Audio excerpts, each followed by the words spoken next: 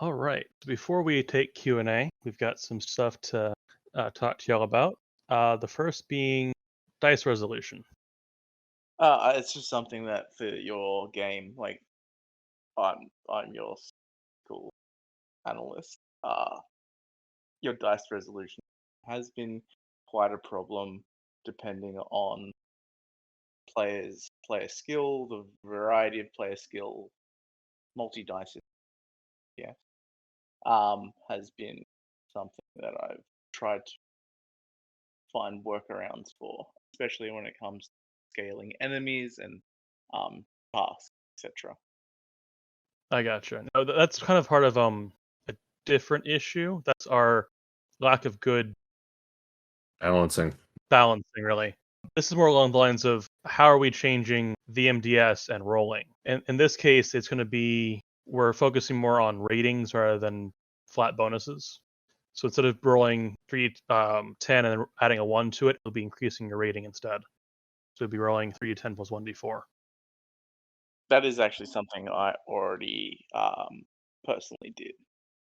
Yep, we've had a number of different GMs from different places implement that as like a house rule thing, and it makes things a lot simpler. So we're just gonna implement that. We spent the last few weeks, I guess, exploring alternate uses of the MDS.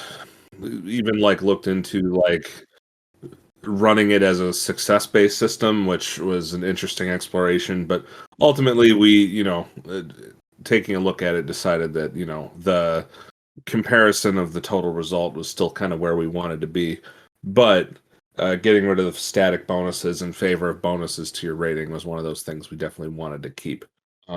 Hex, I don't know what else you had to cover there.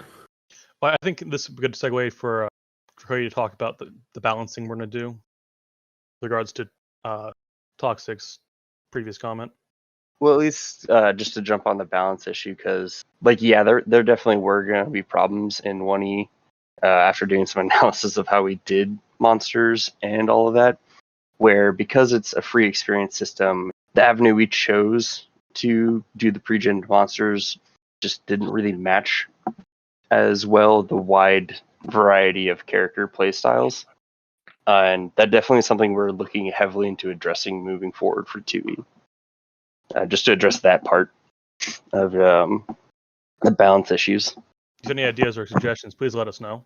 We can take that into advisement and check it out. One of the things I noticed was because you have this big scaling in experience over sessions, right? You could either pick up a skill, like you're saving either for EXP for a skill that you really want, maybe it costs a couple of hundred EXP, but then one session you could go, man, I'm really bad at this. I'm just going to become like a level 4 or level 5 in a certain other skill. And just having players just being able to just change to that point because the EXP was so exponential, like it just felt like the best way to limit characters was milestone based EXP instead of session based EXP. Just seeing that, like I love the system. I love being able to create these characters and the scaling of EXP to create awesome intricate characters. But it's one of those things where I found that for balancing reasons, it just became problematic. I normally would just give people a chunk of EXP saying, create the character that you want to be. Here's some, here's some notes, here's some XP, create what you want to be. And we're going to run a 6-month session, um, campaign, and you're not going to get any more XP. You're going to be who you are.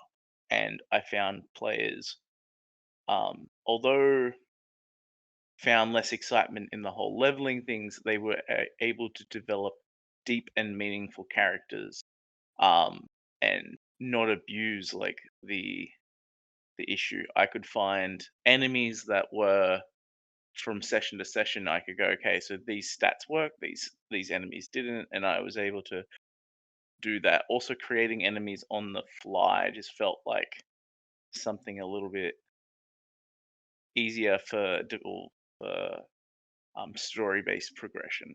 Yeah, XP growth was definitely one of those things we needed to look at as well. I mean, we needed to look at pretty much most of how the game is balanced against other parts of the game, but XP progression was one of them, for the reasons you stated. Like at a certain level, like yeah, like oh hey, my willpower is kind of trash. I need to upgrade that a little bit. And if you're far enough along, you can just like yeah, okay, make it a D10 or something like that, and suddenly now you're kind of okay. And so it kind of takes away from meaningful choices too, because it players can like literally get everything all the time. It kind of took away from them being able to, or it took away from putting them in those situations where they had to make a difficult choice and therefore a more meaningful one. So that is something that we're looking at addressing.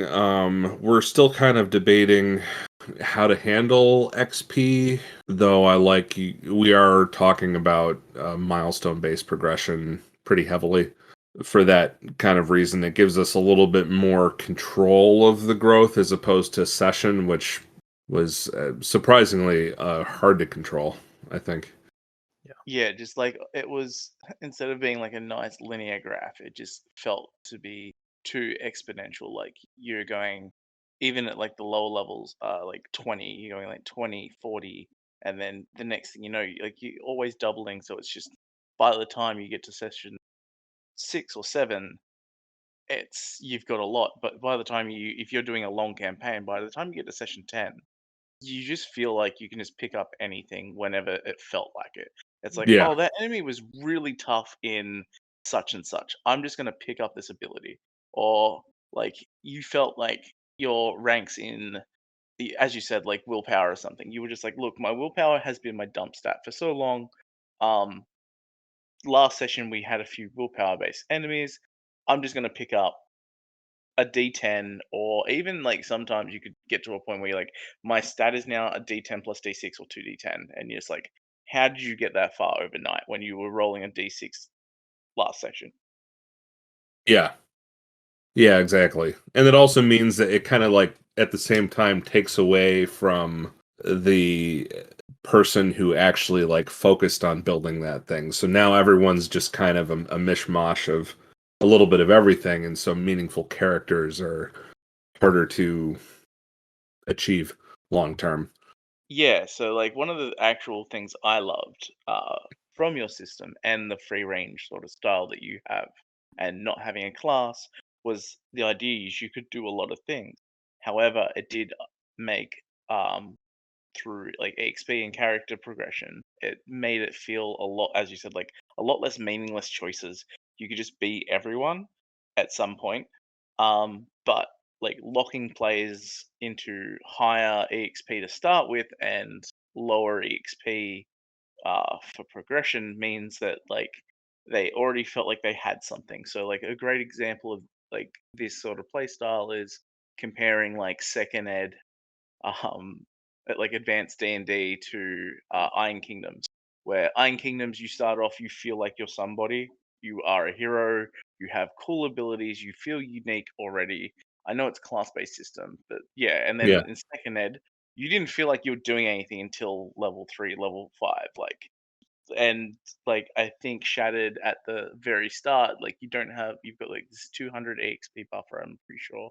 And I just always felt like it was, you can you felt like a level 1 or a level 2 sort of D&D character. And when you have this exponential EXP anyway, it felt like I was more likely to give people a chunk of EXP to build their character to start with and give them a lot less over their journey. Yeah, that makes a lot of sense. It was literally just to solve my balancing issue with the exponential EXP. Like my first campaign, I had I had a lot of problem characters, as you guys might know. I just had characters who were abusing Sire when they could, trying to get as much damage reduction into think like they were just powerhousing and finding ways to manipulate the system, which balancing issues in other target numbers and stuff is another thing that I found with the multi dice system and EXP. Yeah, that's you're hitting on like all of the things right now that we've been really looking at pretty heavily, because like we've seen it ourselves in our own play, and it's hard to, especially on the GM, it's hard to like have fun if you're trying to like balance a game that should have been balanced for you. So like it's something that we definitely want to fix going forward. So, like, how much of the core rules will you be taking into second ed then? Is my next question. I know you guys love your lore, and I'm so happy that that's coming into it. But how much of the other stuff do you think will be coming along? The core ideas. The core ideas? Okay, so you're That's just starting from scratch. it's We it's might. it's an interesting question. We've played around with the idea of starting from basically scratch system wise. We played around with it. Ultimately, like a lot of systems, like when we started doing this, it was like, okay, like nothing is safe. We need to examine everything because there were sort of, like, for lack of a better word, like rookie mistakes that we made. You know, there are so many ways that we were trying to make things feel different, and instead we just made them overcomplicated. I was gonna say, like, your fear system, like that whole system was really hard to get my head around to start with. It could have been Yeah, something a lot simpler. But in yeah, saying that, I did like the unique nature of your system. It's just something that instead of being unique, you can capitalize on other places that have done their job before and just yeah. something simple, you know. Hmm. Although I did like a lot of the flavor and being able to be like using that also in other abilities like insane combatant and stuff. Like there were lots of flavor that I really enjoyed, but then overcomplicated definitely. Yeah, like our primary focus the last few months has been looking at chapter 3 of first edition, and because that's kind of like the engine that drives everything for the most part, and examining each of those pieces as we go through it. So like I don't think we're settled on it yet, but like one of the things we were looking at was changing possibly how actions work. So instead of 5 actions, maybe you just have 3 actions, and everything only takes 1 action. So you don't have to go check this massive list of things that might take different amount of action points to use. And you can just say, hey, I'm going to do this for 1 action. I'm going to do that for another action. And things like that. We're also, God, there's so much, so much. I should pull up the documents. I was gonna say I actually really enjoy that idea of 3 actions, 1 action point. I play a lot of games. One of the biggest simplicity like games I enjoyed was when Malifaux went from first ed, second ed to third ed. It's a tabletop RP, like tabletop game. If you don't know what it is, Hmm. in the third edition they just said, "No, screw it. Everyone has 2 actions. Everyone can use a bonus action like for free, like one bonus free action, and every other action just cost 1 point. So like there was everyone had a special ability that they could always use. Plus they had 2 actions to do everything, whether that be charging, running, attacking someone, like casting a spell, doing a thing. Everything was 1 action. So that it just felt like the flow and the gameplay was just so much easier knowing like, oh, so I'm not spending 3 actions to charge and get 2 attacks, and the first one gets a bonus. Like it was all of that complicated sort of understanding, especially with you guys, where you had 5 AP and some things were 2, and some things were 3, and some things were 1. Uh, Going to a 3 base system and just saying, "Hey, you've got 3 actions," feels like a very solid way for the game. That was kind of our thinking too. Streamline. Yeah, streamlining like your role playing system. I understand that some people like the complexity of things like Shadowrun, but like those people are, you know, masochists and need Boy, to you, um you'd have fucking hated my version of airships. oh look, Yeah. I'm sorry, the current version of airships can leave. Oh, if you think that's complicated, my man. Oh look, so this is what I was actually thinking about today was a really good like I love your crafting system for weapons. You've got like uh, you could simplify it a little bit, but like you've got your grade of your weapon, which allows you to give your which I feel is the quality, right? And then from there you have all the bits and pieces depending on your grade. I feel like something like that to a generic like vehicle, like it doesn't matter what vehicle it is. You've got the grade of your vehicle, you've got and then you go in and go, okay, well, instead of having like the weapon hilt or whatever, you have the engine. What kind of engine are we using? If it's light or heavy, and then from there you can like build your own vehicles essentially without having the complexity that was. That was first edition. Yeah. I just left airships. I'll be honest. I left airships. Um, I let people build their own train in the desert, like a marauder sort of like sand Oh, sure. skimmer. Like I let people build something like that using something quite similar to your weapon system, and yeah, my players just well, they weren't the nicest of players. I'll tell you that. It is a very dark, grim world that they built. Perfect. Well, look, that's what you want from this, right? Oh, look, you know how you go to the carnival games and you got those ducks and you got the little meat hook and you pick up the duck and you check the number underneath. I had a Yep. player pretty much doing that to NPCs, just like we drive Yeah. along, we pick up an NPC, we see what their toughness rating is, we then butcher them and turn them into body parts so I can use them later. It's like, what? And it's Fair like, enough. oh, Fair enough. this one's got enough body parts to be turned into a human battery. Let's just do that to power our lovely vehicle. And it's like, oh, great. That's I, that's, that's I the love world it. we built. Yeah, So that's a pretty good transition to the next topic. We got three more topics to go through. The direction of our lore. So basically, the 1E lore is going to stay as it is. We're not changing anything major. Might do some, minor tweaks, but nothing like rewriting the entire lore. Not doing that. But we are going to take the direction of lore. So far, the idea is to essentially have a war versus the undead. Somebody's going to stop the tide. I don't want to ruin too much yet, but someone's going to stop the tide. People are going to start panicking. There's no tide, and they're going to go out and start, what they do, populating the rest of the world. And then the tide comes back. I'll kind of give a little bit more context to that. So, like, from a meta perspective, Shattered is a living world, so we're only ever going to advance the timeline. We're going to do very little revisions of any existing lore, unless it's something that was just like weird and clunky and we need to really fix. But otherwise, like, it's all staying as is. We're just going to be adding 12 to 20 years on the end of where the timeline left off. And as Tex said, what's happening is the tide's going to stop, and it's going to stop for several years, and it's going to stop for long enough for people to start like feeling comfortable again. And then it's going to come back with a vengeance and obliterate a city or two, and suddenly like the rest of the world has to find a way to like band together and fight off this new horde of undead that seems to be acting intelligently. It's not just a mindless tide as it was before. There seems to be purpose behind it. So rather than like writing out this whole war, we're going to leave it as this is going on. You can drop your players into it, and if you want to put them on the front lines of what's happening, you can do that.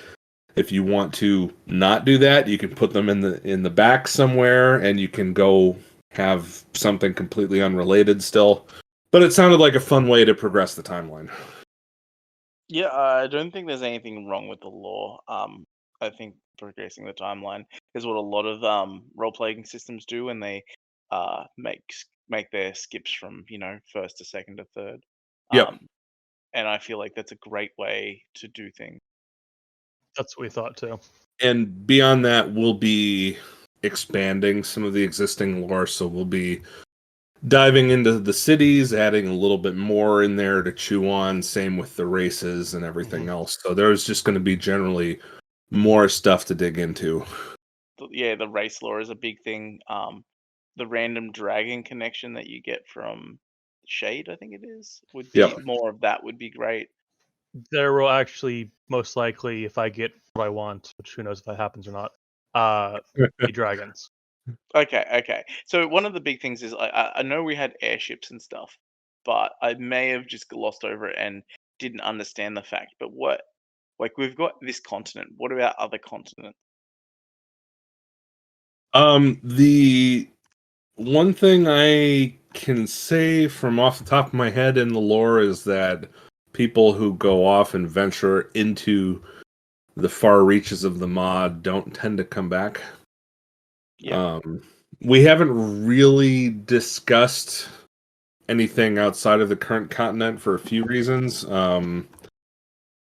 One is like trying to like unless it's just like a blank empty space with nothing on it, like if there are people there, like that's a whole new set of cultures and stuff that we have to develop, and it's something that we've been kind of hesitant to do. Especially because our current lore is not, at very least, where we think we should be personally. Yeah. It needs more. Personally, it needs more before we venture out to do something like a new continent that has actual cultures on it. Yeah, so like I've used that, I guess, throwing stone of new continent to sort of like give players a taste of new ideas and like like for a GM's personal perspective, like their own lore, rather than using things from like Pulse and Lannis and all those other country, places, which has been a great influence. But like it was more of those things like I'd like as a like a lot of players were like, why there's airships everywhere, venturing off. Like they may not come back, but is there something there? And my answer to them was like clearly yes. Yeah. But, like the idea of like the more and I guess everything else within it. Like I just wanted to see how. Hey, I want to know how the planet is actually held together, constructed. Like is there just giant gaps like after certain points? Like is it actually like a shattered planet that's just held together? Like that is my sort of understanding from where it is actually. Speaking personally, I would like to eventually go to another continent, but I don't think 2E, at least this part of 2E, is the right time. If we were to add in additional lore later in Advanced Timeline again, then I would say that would be a definite possibility in my book, at least. Okay, so what Yeah. about book supplements stuff? Is that an idea that you guys have for second if you gets to a point where it's comfortable and you enjoy your Yes. system? Okay. So Yeah. originally, a lot of the ideas we have for 2E were going to be supplement books for 1E. Okay. A lot of the core ideas we already had in place. Like we wanted to do a couple extra archetypes. We want to do steam armor. All that stuff we were going to be More you know casting. more casting or expansion books. But we decided that we needed to basically redo the system first. Yeah, there were so many things that like needed to get fixed. It was the question of like, okay, do you put these splat books out for a system that needs a lot of work, or do you fix that first and then like just incorporate all that stuff you wanted to do at the same time? From previous experience, 100% please fix. Yeah. That's Well, what that we was decided on.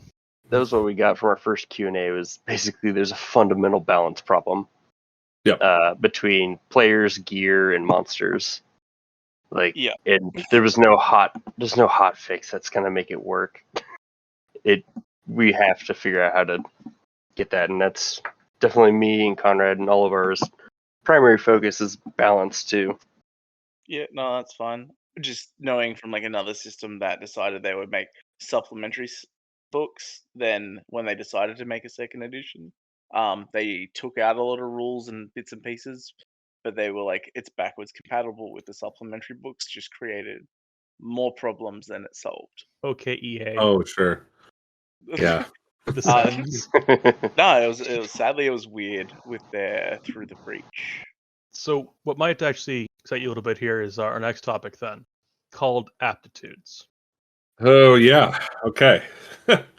One of the things that we've been looking at balancing out, and one of the first things we really started hitting on, like right from the onset, was we didn't really, none of us really liked the way we wound up with stats and two kinds of skills and having.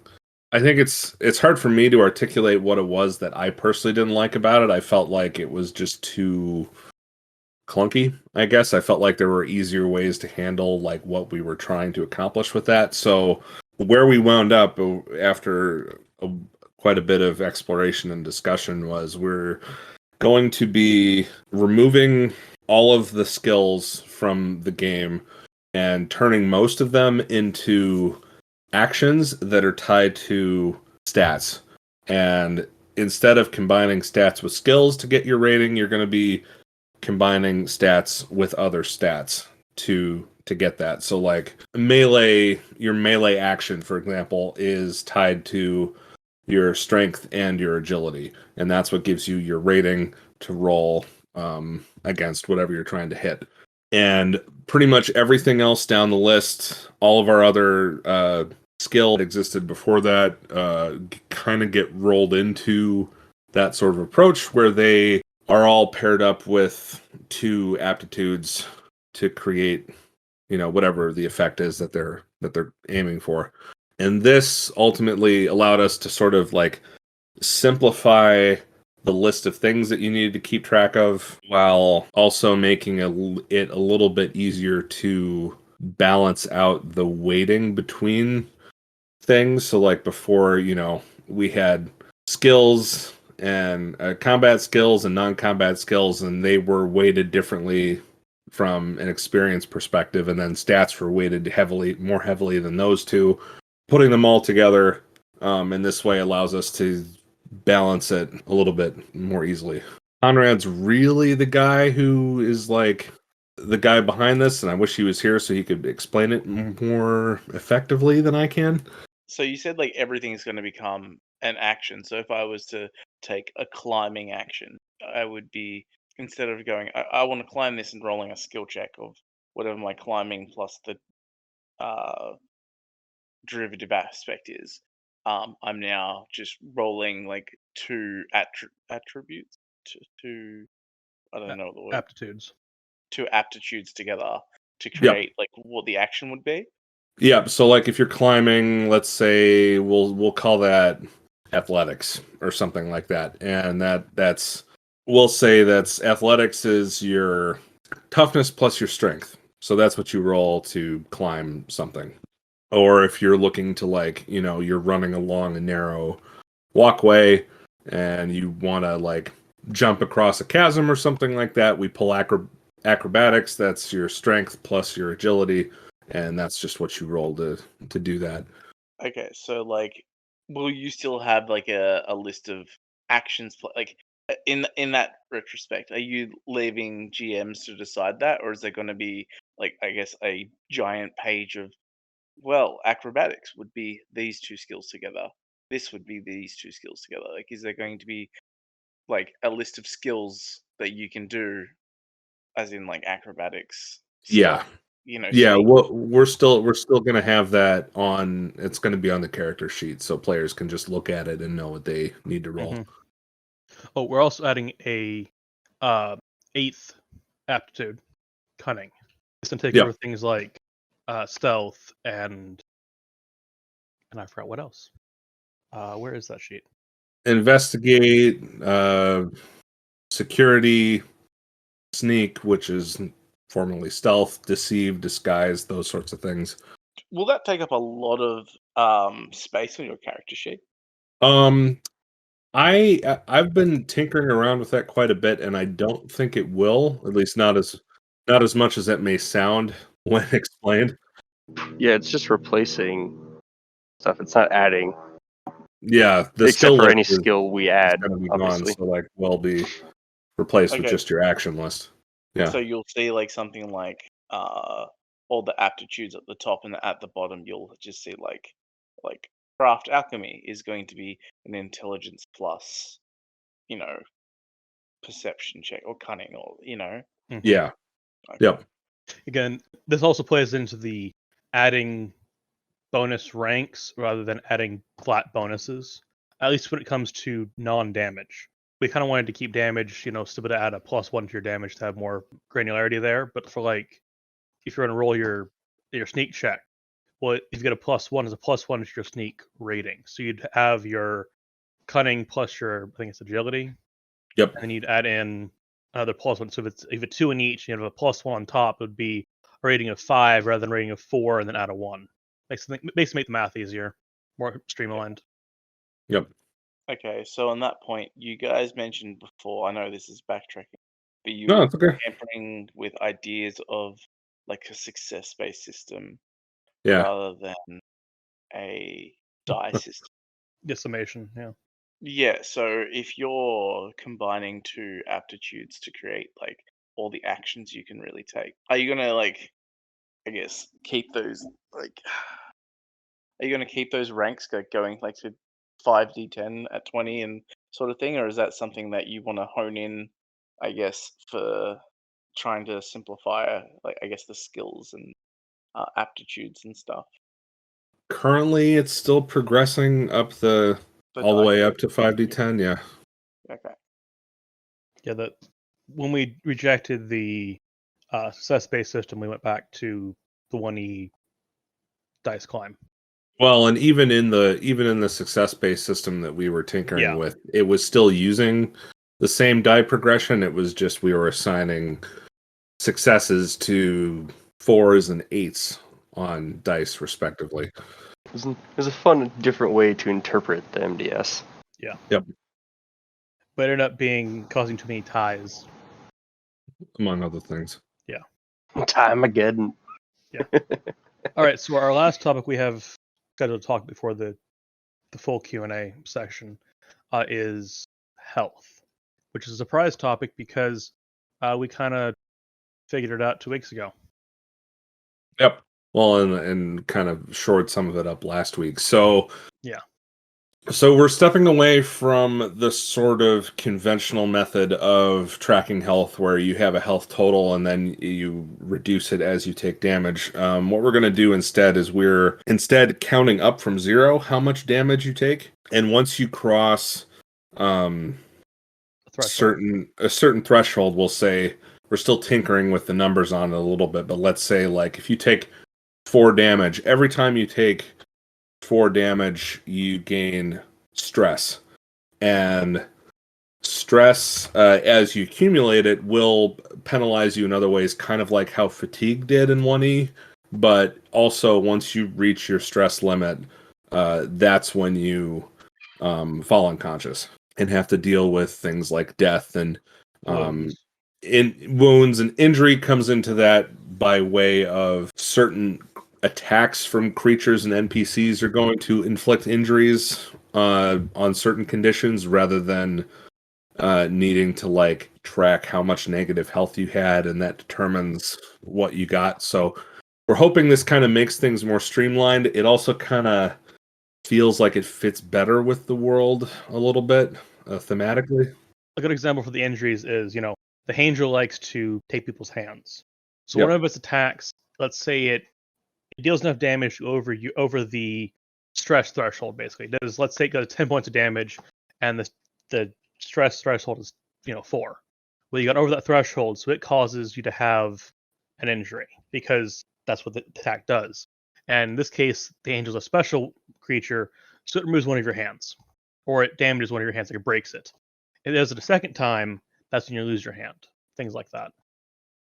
So you're going to want to try to not get hit by the big monsters. Or if you do, you want to be able to have enough, I guess, we haven't decided truly yet, but you want to have enough armor or damage reduction to negate that damage below the stress threshold, so you don't take a wound. They have to be the tank. Yeah. You want the tank dealing with specials. Okay, so you're gonna be, I guess it's like a wound system. Like you don't have a set number of wounds, but you have like more of like a stress threshold, which is gonna cause you to pass out. So taking more damage is applying more stress. Yep. It's very unconventional and interesting take. There's still a lot of tinkering we need to do with it. It's still pretty fresh, so there's not a lot that I can answer. That's a direction. Yeah. Yeah, well, it's one of those things where like I don't like D&D. Like example is like uh, their large amount, like their large health pool once you get to a certain level, and I Yeah. think Mm-hmm. you guys have the same issue. It's like when something hits you, I feel like if you're getting hit by something like a hand roll or any sort of creature, right? If it's slashing or cutting and stuff, and you just take, oh, I just took 12 damage, and you just look at it and you're like, that really wasn't that much. It didn't feel impactful, and I understand their whole idea is hit points in D&D is meant to be like off by a scratch, like minor sort of bits and pieces until you actually go to fatal stuff. So I Yeah. like the idea of like the lowering numbers. I do enjoy like the idea of more attacks that like triggering effects, like the hand draw one, like things like that. I think like those sort of attacks and abilities from enemies, well, it really does still buy into your game because you've got, the whole steampunk like idea of like, replacing limbs, sewing new things back together Mm-hmm. is another big thing. Like even just like, Yeah. well, I lost my hand, but I'll just take this thing's hand and see if like I can adapt it through I guess mutations and biomods and things like that, which I think is like a cool aspect you could take. Mm, Um, mm. you could just end up being the person who collects people's limbs for yourself. Hot swap the parts. Oh, look, there's lots of I've had players who ask me dumb questions a lot of the time. All right, so let's take care of the questions in the Q&A chat so we can get them on audio, Yep. and then move on to the open discussion stuff. So the first question for Q&A was from Lilith. They ask, are there any plans to add more vehicles besides power armor? The answer is a definite yes. That's what we'd like to do. I think Zip had the best answer in chat. So yeah, so generally speaking, we do want to add more vehicles. It kind of comes along with airships and what we want to do with airships because we want to make sure that what we're creating feels meaningful and is actually like accessible, which was the problem with airships in 1E. So we don't want to just say like, oh yeah, you can get a car, but not explain like how it's used or what you do with it or anything like that. But we also don't want to be like tinkering with the wheel angles on your car and get like really into the weeds on that. So we're looking at 1% wear weight. yeah, exactly. So we're looking at ways to include vehicles in such a way that the whole party can actively be part of the vehicle experience. We don't want it just to be like, oh yeah, this one guy has a unicycle and he's the only one that has a unicycle and everyone else has to suck it up. We want it to be a shared experience, and that's kind of what we're looking at doing with airships as well. Yeah, that's kind of the best answer I can give at this point. All right, so the next question is, next three questions will be from Soup. They ask, what made you want to make Shattered? I think the best way to answer this is, as a individuals who were unhappy with what was on the market at the time a decade ago, and we kind of wanted to make our own thing. Most of us came from another failed project in different points in times, and that project kind of energized us, made something that we wanted that wasn't garbage. To put it nicely. Yeah, that's a nice way to put it. I don't want to. My own take on that question is like I don't want to sound like some pretentious ass that like thinks the industry needs fixing or anything like that because it certainly doesn't. There's a lot more out there right now than there's ever been, and there's a Oh lot yeah. of incredible games. For me, the real thing that I've come to understand about writing Shattered was that I wanted to find a way to tell a particular kind of story, and this was it. I like min-maxing, and I hate banhammers. So I kept getting banhammered, and that played a game with the sole purpose of doing core Pathfinder only Bard, and still found a way to break the game and get a banhammer. So that drove me to want to really like join with these guys because they were, we were all kind of around together, working on stuff and gaming, and join up and try to make a game that doesn't need a banhammer, which is a challenge. Work to varying degrees of Yeah. success. Oh, just You just seen the need first a banhammer in this transmutation. game, trust As me. Yeah. in, Yep, that got we banned did. by the devs. Yeah, Gunhaven broke that. Yeah, that's why Hey. Gunhaven's nickname is Record of There's Transmutation. nothing we could do. Yeah, he transmuted sand into airing someone's legs into sand and suffocated them. We said, okay, that's out. It was like, cool idea, but it was way too open for us to be able to work with. And he was like, oh yeah, they're shooting bullets at us. Let me just convert all the air above us into like a diamond dome and deflect it. Like, okay, obviously that's a problem. We need to take that back to the drawing board, and it never came back. So I think Sai was a big overstep. Not gonna lie. I have lots of love for Psy. I think we just in 2E, one of the things I think we need to really address is we need to make sure Psy has its place in the world, because in 1E we really don't give it a grounding. No, but it was abusable very easy. Yeah. Yeah, Just absolutely. spear things to the point they just pop was So, Soup's second question is, what advice do you have to others who want to make their own tabletop RPG? I believe I said something along the lines of, want to make sure that before you go to Kickstarter, you got basically everything finished. That's the big one. Play games. Yeah. Play games, read books, consume storytelling of different mediums. You can't build something good in a medium that you have no experience with. So get out there and absorb it, because there's a lot of great stuff out there. Be prepared for pretty rough criticism on stuff that you love. That takes a while to be able to take those on the chin. That's good advice too. All right, so the last question is also from Soup. If you were to hire somebody to help design a tabletop RPG, what would you want them? What do you want their portfolio and skill set to look like? I basically said you'd want 1 or 3 people, one person, someone who could, make the systems, someone who could make the lore, or someone who can do both and basically play middleman between the two, so everyone gets along. Because really the biggest thing, even for us, is we still have to be able to come to a consensus and figure out what is the best for the game itself, even if it's not what we think is the best. You don't have to be right. It just has to be fun. I say that to myself a lot.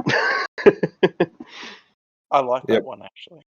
We've all had to sacrifice some neat ideas over the years that were just unplayable, and you gotta get used to that. That's kind of along my answer to that as well. Like I care less about what you're good at, because everyone can learn new skills. Like if I wanted to bring someone on board, I want them to be willing to learn new things, and also like willing and able to take criticism without taking it personally. Like we're gonna challenge each other's ideas and try to like make the best thing come out of this process of as we call it, the gauntlet. And so like, yeah, and then you need to be able to like just mesh with you as a person. So like those are the important things to me. So I think that covers. Cody, what would you look for to hire somebody? Where the hell the money comes to pay them? Right now. So I'm like, hey, I would like a paycheck. Good answer.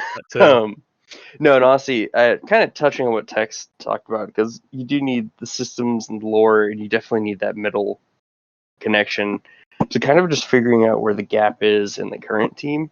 I think where we stand, like as Shattered goes, we have all of our bases well covered, and we have a decent bridge between the two camps. But as far as if on a different team or just in general, you really do want to find someone who can do like system math running, because it's just tedious to really flesh things out.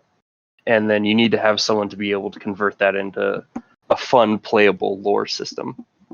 Because just numbers is not fun, and I'm the numbers guy, or one of the numbers guys now. Numbers is fun. 160 something pages of just statistical output. You can only like numbers so much reading that. It's so He's bad. Oh, the crit system.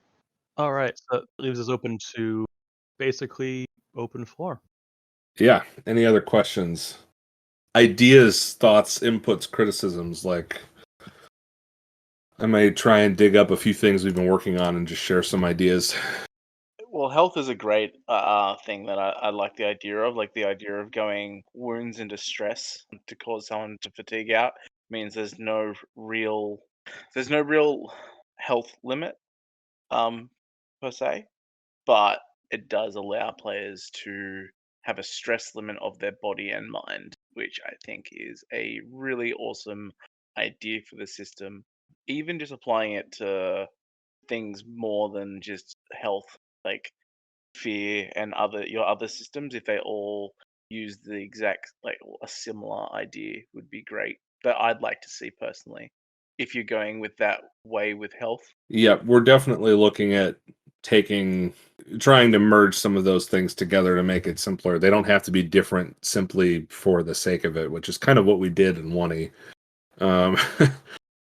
They're like, oh yeah, it's insanity. It needs to be distinctly unique to insanity. Like, it doesn't need to be that way for sure. Haven't gotten to fear yet. That's still on our docket. Maybe this week. We'll see. It's kind of the next, almost one of the last things to tackle in Chapter 3 is fear. Yep. Fear and health, basically. Okay. Yeah, I do enjoy your crafting method. I'd like to see that expanded through multiple things and not just weapons. Even if you improve that system and either simplify it, I don't say make things more complicated. It's nice as it is. You could simplify it if you wanted to, but applying that to other things would be really interesting. I would like to see things like, armor and vehicles, like creating vehicles. Let players like you could have like that same sort of idea that you have like in the shop where you can see these pictures of the weapons and you can kind of break down the note price and go, oh, that's why that costs so much, sort of thing. Yeah. Um, but at the same time, some of the weapons in the shop, you can just Yeah. create, and it's cheaper than what it would be to buy the thing. I noticed. We got the artwork and then did a rework on crafting, and then forgot to double check what changed. Well, also we intended them to be more expensive because realistically, when you go to buy an item from somebody, there's overhead they have. So we added like 10% or 15% to the price of crafting because you don't have crafting, then you just got to buy the weapon, so it would be more expensive. Whereas crafting, you're buying the components and building it. That was our That's original fine. idea. I like that idea. My issue was there was items that were just like it was a lot cheaper to just buy the Yep. item than it was to craft the item. Oh yeah. Okay. And I just went, I think it was Oh, a change like, from exponential to linear why? cost, and that didn't get backtracked. Yep. Because I know we did have exponential growth costs Yeah. for a Okay. while. So yeah, I've been following this since its birth, so played a few different editions. Oh, so you know how bad it's been. Okay. I've seen some lovely changes and some changes I miss. Good example is like I do miss a lot of the biomutation sort of stuff, random chance table. I know that's my love for that idea, but the So new the reason we nuked that is because there was no way to expand it unless we went to a D100 system.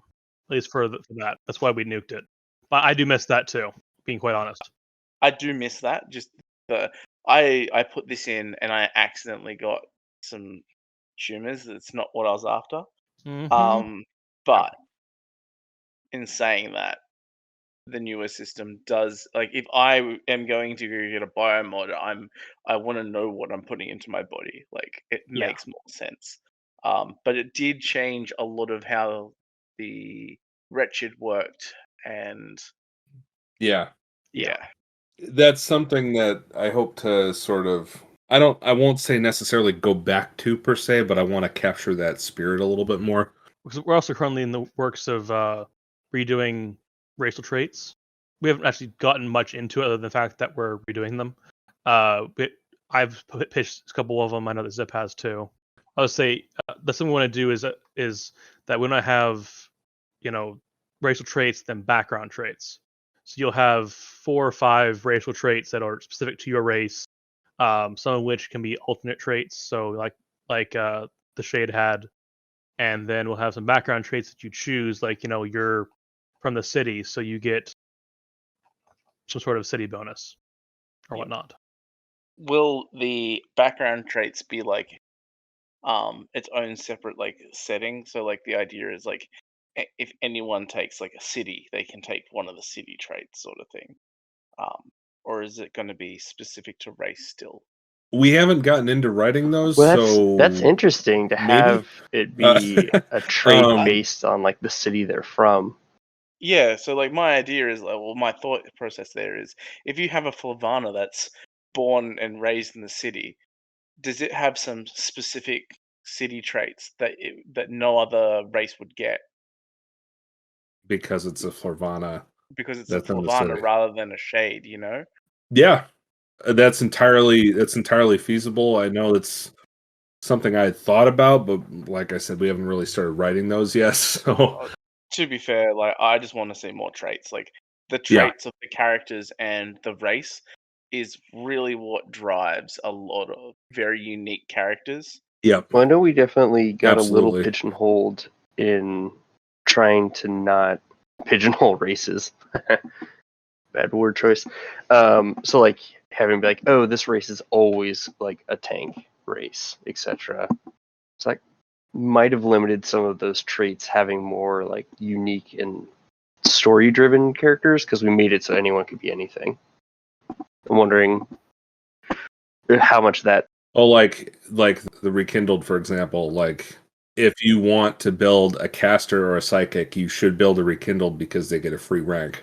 Yeah, I Like did things enjoy like that. that. There was another one where the ellipse gets a bonus. I can't remember what Hmm. it is off the top of my head. No, Oh, to conviction to Yeah, so those yeah. might still exist, but they'd be as alternate traits rather than core traits. yeah, yeah. And I think like that is very much what I'd like to see. Like just the idea of being able to go like this is your core traits and these are some bonuses for being this race. You can just get a little bit of an edge on others if you Hmm. pursue that. Just seems to be like a stronger thing than straight up just having it built in. Because if you Yes. don't use it, then it's sort of it felt wasted. Yeah. Being a rekindled that was a gunslinger, well, you've got this rank in was it Psi? Psi or Arcana, you got to Yeah, pick. and it's just like, Yeah. well, unless I use that, it's just a Yeah, dead racial trait. Why would I write it in? Yeah. Yeah. So like we're looking to fix some of those things. I know personally, like some of the angle I've been taking on them is like, okay, like here is your most generalized version of what a race is. Like this is what the ellipse, generally speaking, look like. And then the alternate racial traits are kind of like they play as exceptions to the rule. So, like the unmasked racial alternate trait that we had in 1E is a good example of like this sort of mindset where, like, yeah, most of the ellipse can use the flesh mask, but some of them can't. And so, like, this is how it works if you as a player decide that your character is not going to be able to use it. So I want to kind of take that idea and expand it out to all of the other races too, to say like, okay, look, like maybe the wretched are normally under normal circumstances they grow up out in the wastelands and they're used to wide open space, so like maybe they get claustrophobic in cities. But if you're a wretched that grew up in a city, maybe you take an alternate racial trait that benefits you because you're used to that environment. And Hmm. things like that to try and allow for a greater diversity of characters to choose from. Yeah, I like that idea. To be fair, I like a lot of the work you guys have done. It's just there's been a few like I guess the big thing is like numbers and balancing issues. But like Yeah. I think a lot of the racial traits were something that I never found too many issues with. Like a lot of them helped me create a character, and it was one of those things where d- the racial traits really created a character more than your other traits and abilities, because Mhm. anyone really was open to everything. So, do you think that you're going to make like affinities for certain things, like not a class, but like, do you think you're going to try and narrow in people's scope of things, or are you going to leave it to that same sort of anyone can take anything system? I mean, I think we're still kind of angling at being very open, but the way that like we don't want to shoehorn a race or into a particular kind of archetype, but at the same time, like it's okay to like have a lean, and it's finding that right balance. I think that's probably the best answer I can give you there. Well, example, Iron Kingdom system.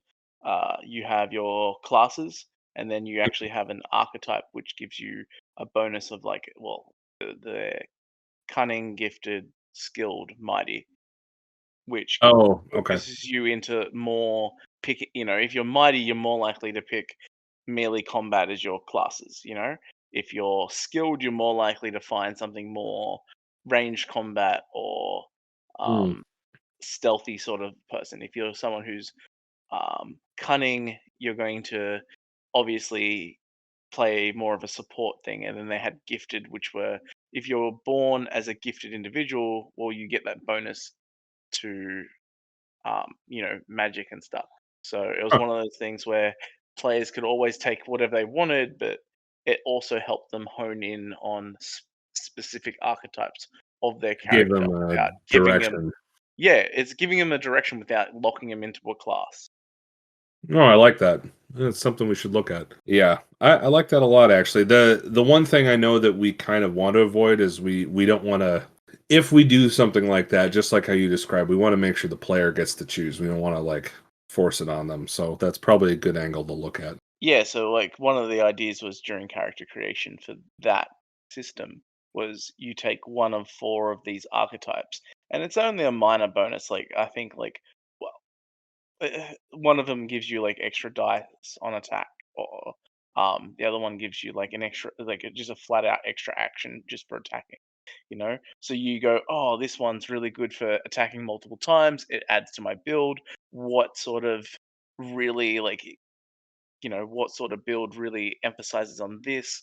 The magic one gave you like an extra rank in like casting so that you could cast a little bit better, sort of thing, right? So it's one of those things where if a player makes that decision for like an archetype, then it helps players not be the jack of all trades, which is what the issue I had with first ed is players being able to be anything legit. In the end run, the only thing that made them different was their racial traits. Mm-hmm. Yep, those are good points, and I do really like that But it idea. I'm kind of gonna sounds like take some taking the notes and racial trait tinker from with that a bit. Rekindled, for example, of the +1 Sire Arcana, peeling it out and having it just be like a background thing that any player can pick from any race to get a +1 Arcana or Psi. Yeah. Or like give them like a personality trait, and that's where you put these in, where it's like Yeah, down to 100%. like individuals or something like that. Yeah. Yeah, it's one of those things where like it was for that system, it felt like players you could pick one of like you're picking one of four like archetypes, which is really what you're playing. You're playing an archetype, there's only four. There's 60 classes to pick from, right? And when the game system allows you to play four different classes, it's like, well, it never felt so locked in. You always felt like you had so many options. It was just like, which, like, especially for people who love crunching numbers, it's like, which archetype benefits gave me the best to like the end game. Look, I did it every single time. I crunched numbers, did the math, and I absolutely loved it. Like it was like if I take this and level this way, I was able to like output DPS with like just hitting someone with my fist through like immense power and just being like Like it's one of those things where if you're crunching numbers, it felt really good. It's funny, like, because my mentality is like, all right, what's the fastest way to a banhammer? So I start number crunching. Well, look, Iron Kingdoms, 100% fastest way to a banhammer. I legit created a character whose legit archetype was to break people's wrists. Just go into combat, disarm every person, and make sure they couldn't pick up their weapons. Didn't do any damage, just disarmed everyone. Couldn't be hit, just walked in and just said no one fights. And my GM really hated it. That's wonderful, and I love Iron Kingdoms all the more for that. Look, it is a great system. Terrible that it's going to second ed. It's going to lose a lot of its flavor. So it's one of those things where, like, it's one of those enjoying like Shattered as a system, but knowing that everyone can be anything. Like your mum tells you when you're growing up, like you can be anyone. Yep. Feels really good, and then you just realize that everyone's the same with just a different color paint on them. Well, that's how it goes when you had that like exponential EXP. EXP could solve this. You guys could find a better way to solve this, but it is one of those things where telling people like you're going to be the tank, but like there's an archetype that might be called like it could be you know something along those lines, like well built or something, and if you're taking that archetype of a well built wretched, that you're going to be more tankier than the guy who's taking a different sort of archetype. And then you go, Mhm. okay, well, let's focus on melee combat because we're well built, whatever the names you want to decide. And it's just one of those extra levels on like, especially your backgrounds that you guys were doing. It's another place to put things in there. Like you could look at like your background traits and stuff and be like, we can hone these to be those ways to, I know it sounds bad, but pigeonhole people into an idea, an archetype, something interesting, rather than just being like, okay, well, I give up on punching people today. I'm just going to start casting fireballs, and tomorrow I'm just going to debuff everyone with curses. Although curses, that is, are you? Do you plan on fixing that? Like, I found like curses, you could just turn people into puddles of nothing. Yeah, I do. Yeah, Uh, definitely. from like a The short answer is conversation yes, a it's while changing. ago, because this is pre-successes, I do recall saying like only the most severe curse, like no more stacking. It's like weirdness. Yeah, it was one of the things where I was throwing, as a GM, throwing enemies at a player who legit just turned them into puddles, and they couldn't hit any of my player characters, and they couldn't. It was just one failed roll just turned it into, well, every roll fails, and from that point on, it was like I either throw overstated things at you to try to kill you, which is not fair for anyone, right? Or I throw you the normal things and you guys just walk up to an ant and step on it, even if it's not. Yeah, I mean, that's one of the things that we're looking at trying to really, really, really fix. I Well, some of the problem I think we had in 1E is I think somehow we got into this mindset of like comparing player abilities to player abilities, and we started like getting in this almost PvP mindset when that's really not what's supposed to be happening. So that kind of like messed up a lot of stuff. So trying to like fix that going forward and not get into that mindset again is paramount. I actually don't mind like that idea of the PvP, like playing like player abilities against player abilities sort of as your balancing point, as long as the monsters have those player abilities. It's one of those Yeah. things where if you have something that gives you, even if it's the same ability, like you're fighting this character, it has these set of abilities, as long as it's not like a long list and you have to read like 30 pages, it's fine. Like I like the idea of like if you look at something like a creature and it has the ability eye for an eye, as a play, if you play, just hypothetical names here, if you're playing like something that has that ability, you can instantly recognize it. And it's one thing that you go, okay, I know that this guy is going to do X. So, like, just being able to see that sort of things allows a bit more balance if you're planning on balancing everything around I guess that player versus player mentality. Yeah. Because let's be honest, players will fight other players regardless. It's Yeah. inevitable. So I think you still need that balance. Yeah, fair. I think Tex is probably jumping up and down wherever he is at the moment because he hit on some things that he really wants to get to Mm-hmm. eventually. And what is that? What is the thing you really want to get to? The being able to look at a monster and kind of like know from looking at them how to deal with them, kind of. Mm-hmm. That is a big thing I've implemented in most of my custom built monsters I made for your game when it came to like as a GM. Like I made sure there was obvious weaknesses, play arounds, do things. Like I had people like attacking certain joints and certain things because it was an obvious weakness. I don't know what a star crunch is. I mean, it's always interesting to see. Of like I mean, all the things I've yeah, created. if you wrote out a monster well enough, you might just, with your permission, go into the book. Like, I wrote a lot of interesting creatures. I used a lot of like ideas from there's like a comic I read which is very similar, which has like humans as a rare resource, robots, so drones being like the pinnacle of the society. And I wrote a lot of creatures in that campaign which use a lot of like drones using porcelain sort of masks to appear to be something they're not, more human like.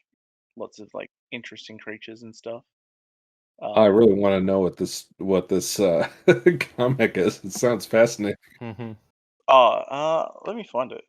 I'll yeah, I mean, link it in one I'm of the chats definitely once I interested get in it. circling up with you to kind of talk shop about some stuff you've done, because it's just like a lot of your workarounds and Mhm. stuff. It's very interesting because some of them are in similar paths that we have started looking down. So when you're talking about like having vehicles with like crafting and grades, or like that's that's been floated as an idea and is kind of a semi-winning concept that we'll have to revisit. But I'm like, So when you're like, oh, we got like monsters with these different like special attacks, since we're gonna completely have to pretty much rehaul monsters, it doesn't hurt to see what was fun. 'Cause like I said, we don't have to be right; it just has to be fun. And weak points and all that sounds like a good addition. Yeah, well, that's a big thing. Understanding understanding that it doesn't have to be, it doesn't have to be right, it just has to be fun is a big drive of my campaigns. A lot, like to be fair, I've used a similar stress system instead of health, even on your like NPCs and stuff. Like if they're fighting a creature, I instead of giving them X amount of health, I would track how much damage that creature was taking. I have my own stress sort of mechanic, so that players felt like they were fighting this thing until it like, an epic conclusion rather than it's a thing with hit points, let's get it. It felt more like even though they could fight the same thing multiple times, every time they fought it, it felt like they're like, this, how much health does this have? Like, why won't you die was a big question I had players ask a lot of the time. And it felt really good. A very big pinnacle I of could my see things. having like a monster that can't take damage until you've broken X thing. Well, yeah, that was one of the big so there's a creature they fought where legitimately they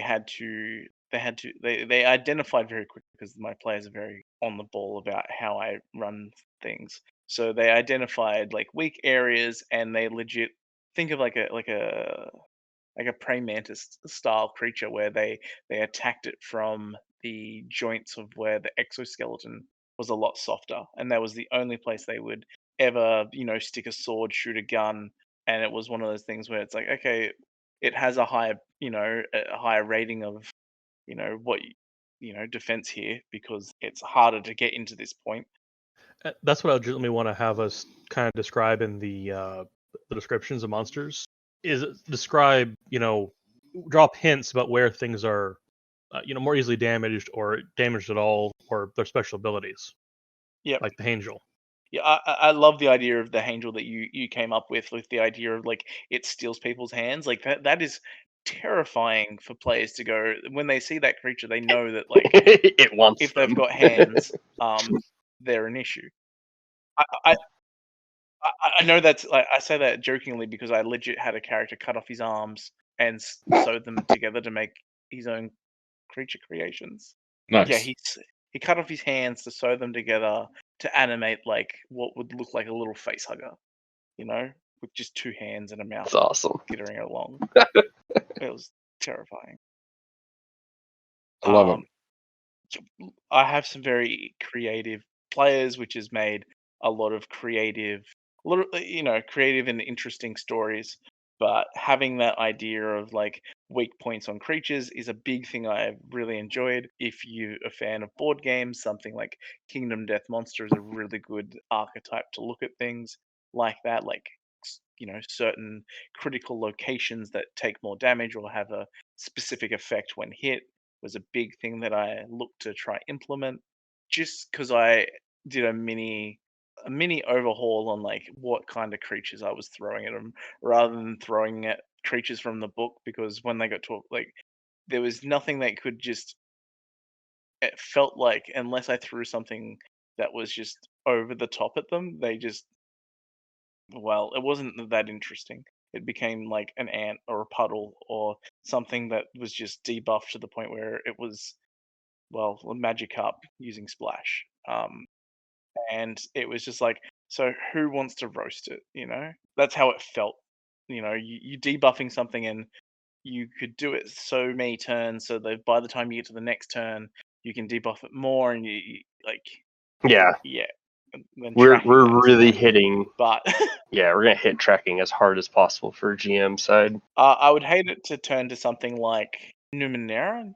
That was a terrible system for like lovely for GM tracking. No numbers, no dice roll, no nothing. But it was just it felt Because I know we've that floated felt boring. making some of their stuff static instead of rolled, just to speed up combat for GM side.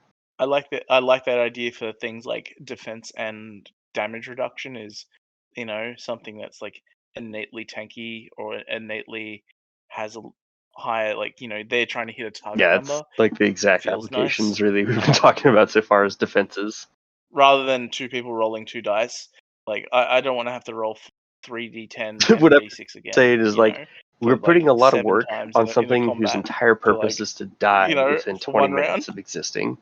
It's like just trying to like keep that in mind as we haven't really started diving into monsters, but we've been constantly kind of talking about it, like how would this relate into monsters, etc.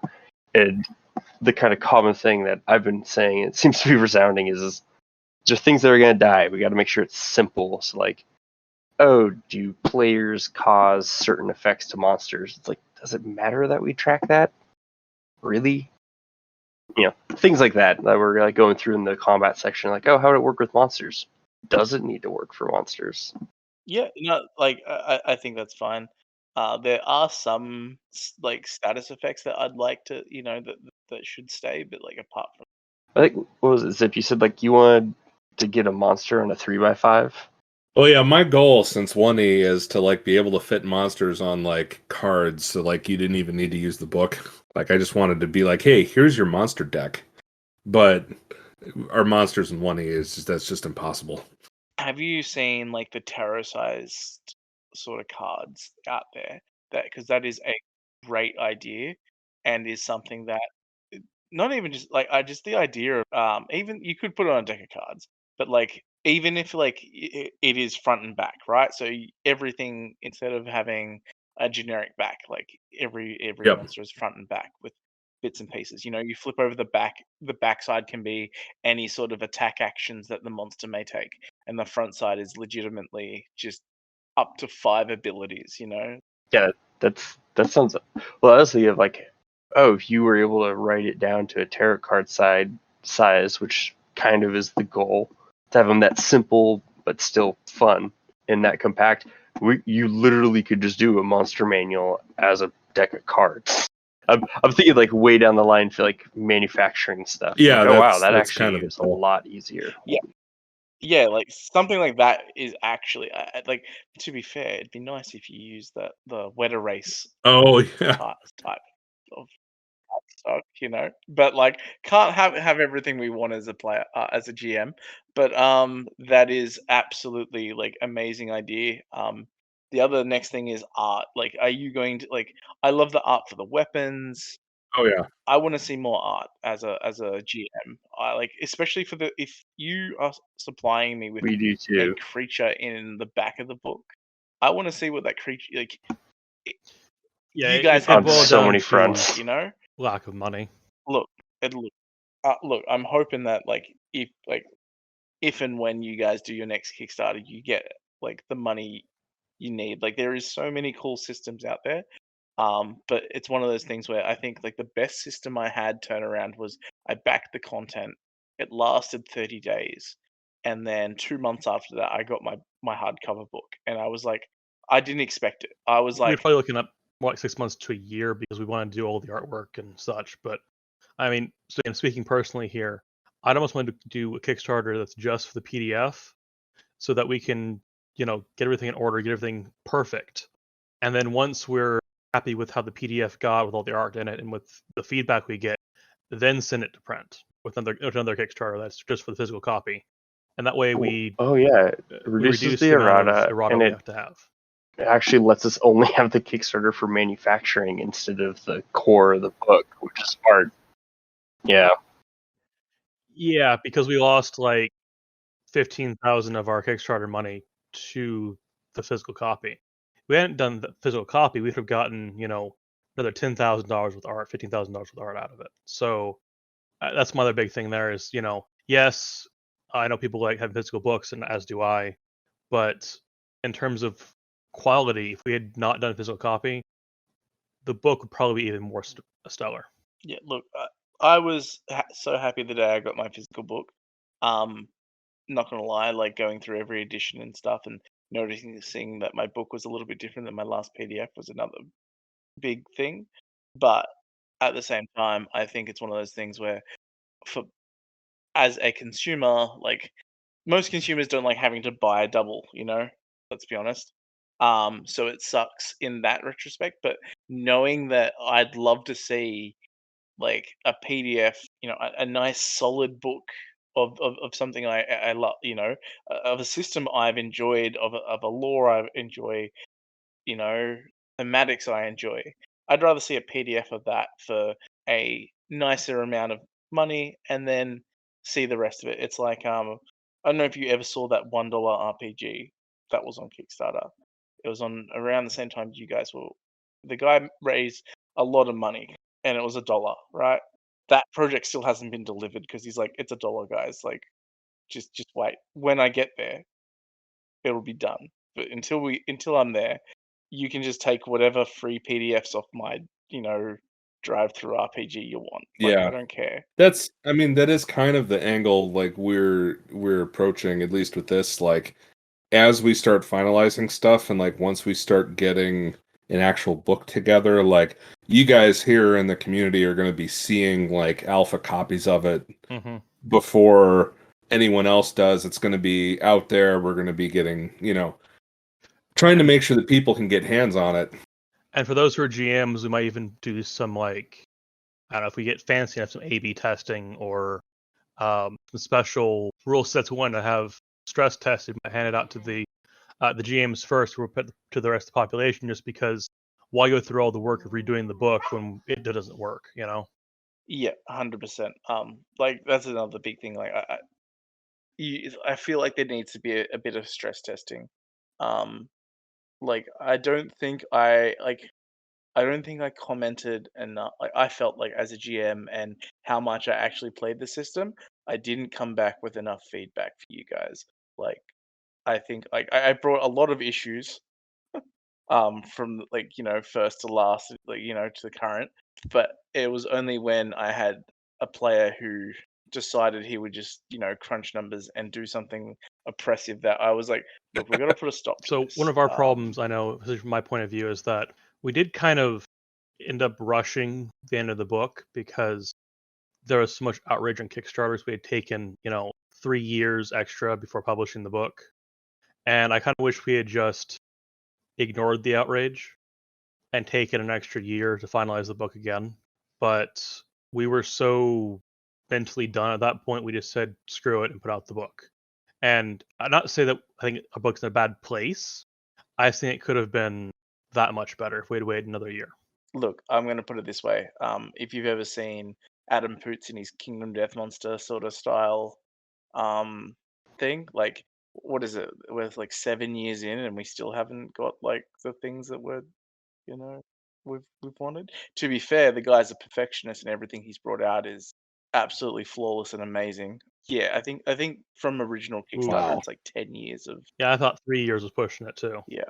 But yeah. So this guy has like, I guess, no social skills. I'm assuming to not care that much. Like he's happy to wait till things are perfected, but in saying that, like the amount of additional content that his game has gone through, like a game that he was charging, I think $150 Yeah. originally on Kickstarter. His current retail of that is 400. Woo, Um, buddy. Oh, it's what Holy 16 shit. 16 Yeah, that's pounds insane. board game just for the base just for the just for the base game. Um, look, I'm in Australia and I've paid 4 grand for the board game so far. In saying that, it is probably the only board game that I've sunk easily 3 years of of my life into. You know, like I've played the game religiously for 3 years every Monday for 6 hours. You know, like it is a game that you can just play forever. So like take your time is more my thing. I'd rather see like a finished product. I don't want to see a Dead Man's Sky. I don't want to see a Cyberpunk 2077. You know? Oh Well, yeah. I can tell you we'll have better physics than Cyberpunk. Yeah, when you drop the book, it will just go down and it will stop. It won't spin. Won't spin. Oh, God damn it! Yeah. Can't use it as a UFO. I know, frisbee. sorry. Well, it will spin if you put butter on one side and cat on the other. Then it'll spin. Thank you, everybody, for joining us. This should go up probably about a couple days to a week. And next one will be either in December or early January, depending on the holidays and everyone's schedules. I'll talk to y'all then.